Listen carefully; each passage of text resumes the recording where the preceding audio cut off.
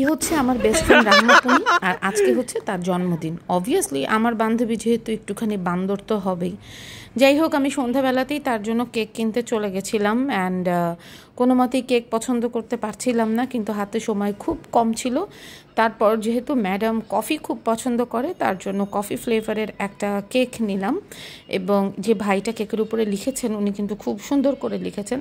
তারপরে মোমবাতি কিনলাম। এই যে মোমবাতি আমি এতক্ষণ বসে বসে কাটলাম, কেটে এগুলোকে পোড়াইলাম, মাথাগুলো যেন ঠিকঠাক মতো জ্বলে, এবং সমান করলাম। এই যে কাটা অংশগুলোকে সমান করলাম ডলে ডলে। এখন দেখা যাক বাকিটা কী হয়। আমার প্ল্যান হচ্ছে এর বাসার সামনে গিয়ে দুনিয়ার মোমবাতি জ্বালাবো, একটা হার্ট শেপ বানাবো, বানায়ে তারপরে হচ্ছে কেকটাকে সেটার ভেতরে রেখে মাঝখানে রেখে উইশ করবো। এখন বুঝতে পারতেছি না প্ল্যান কতটা সফল হবে। মোমবাতি ছোট ছোট পাই নাই, বড় বড় মোমবাতিকে কেটে 2 ভাগ করছি। কেক আমার কেনা হয়ে গেছে, কেক আমার ফ্রিজে চিল করতেছে। আমরা কই যাচ্ছি? সারপ্রাইজ দিতে চাই। যদি নিজেরা সারপ্রাইজ হয়ে যায় তাহলে কি হবে? যদি ঘুমায় যায় তাহলে কি হবে? সেটাই। আমরা রাস্তায় কেক কেটে খাইতে মোমবাতি, বেলুন আর হচ্ছে কেক কেনা আমাদের শেষ। রাত যখন ঠিক 11টা বাজে তখন আমরা রওনা হয়ে গেলাম উত্তরার পথে। আমি ধানমন্ডি থাকি, আমার বেস্ট ফ্রেন্ড উত্তরা থাকে, মেলা দূর। আমাদের কিছু ফুল দরকার, গাঁদা ফুলের পাপড়ি দরকার হার্টটাকে সুন্দর বানানোর জন্য। আমরা বোকামি করে শাহবাগ না গিয়ে ভেবেছিলাম উত্তরার কোনো দোকান থেকে গাঁদা ফুল নিয়ে নিব, কিন্তু উত্তরার কোনো দোকানে গাঁদা ফুল পেলাম না, সুতরাং ফুল চুরি করতে হলো। ওই যে ভাইয়া আপনার মাথার উপরে থোকা, আপনার এই পাশে ওই যে পুনির বাসার পাশের প্রতিবেশীর গাছ থেকে আমরা কিছু বাগান বিলাস পেরে নিলাম। যেহেতু রাত হয়ে গেছে, এই সময় আমি ফুল ছেঁড়া পছন্দ করি না, তাই অল্প কিছু ফুল নিয়েছি। এই যে হচ্ছে সেই অল্প কয়েকটা ফুল।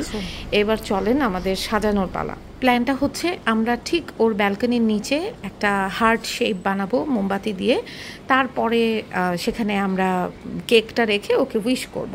কিন্তু এই লোপা এবং জিরাফ এদের দুজনের কারো হার্টই সুন্দর হচ্ছিল না, সবাই ছোট্ট ছোট্ট হার্ট বানাচ্ছিল। পরে আমরা মোমবাতি দিয়ে রাস্তার উপরে একটা হার্ট এঁকে তারপরে মোটামুটি একটা বড় হার্ট বানাইছি, কিন্তু হার্টের একটা সাইড চিকন হয়ে গেছে, একটা সাইড মোটা হয়ে গেছে। এনিওয়ে, হার্ট পারফেক্ট না হোক, ভালোবাসা তো পারফেক্ট আছে। ফুল কম হয়ে গেছে আমি জানি, কিন্তু যে বললাম রাত্রেবেলা গাছের থেকে ফুল ছিঁড়তে আমার খুবই মন খারাপ লাগতেছিল।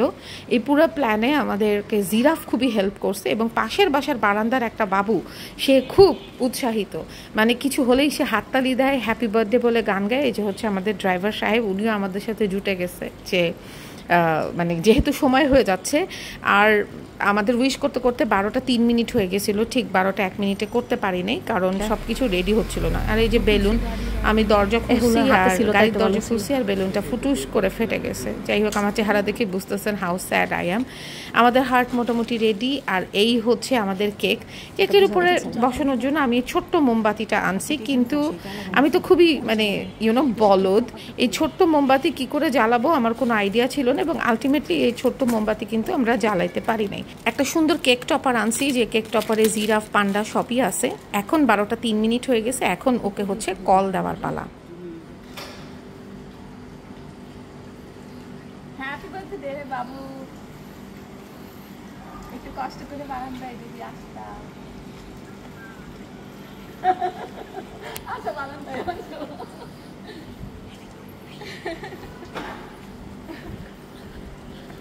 Happy birthday.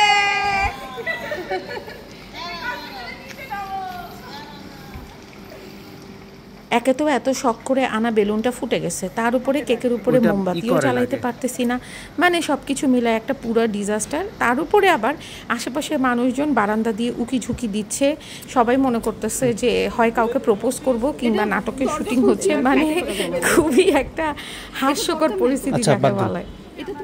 Happy birthday to you. এ দেখো একটা তুমি, একটা আমি, একটা লোক, একটা জিরাফ। হ্যাঁ কাগজ কই খাও। এই এটা happy birthday cut. Happy birthday ভাইয়া ছবি to you. Happy birthday to you. Happy birthday dear তুমি। এই যে এটাকে খুলে দিলাম। Happy birthday. কেকটা তুই এটা করছিস কেন? আসো লোক আসো। আরে কে ভাই? আরে এই ভাইটা আমাদের জানো সবকিছু ভাইটা করে দিই। এই আসো লোক আসো।